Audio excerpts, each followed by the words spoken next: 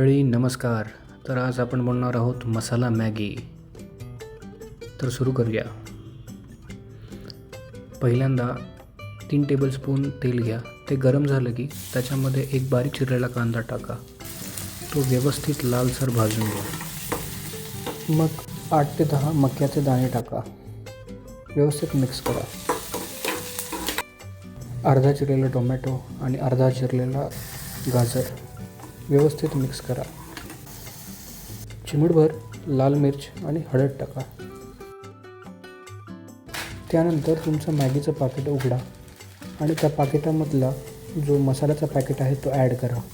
व्यवस्थित मिक्स करा. मिक्स झाल्यानंतर त्याच्यामध्ये 1 ग्लास गरम पाणी ओता.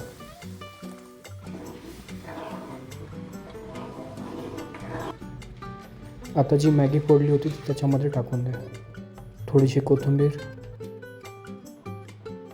आणि त्याला व्यवस्थित गरा गरा गरा गरा फिरवा.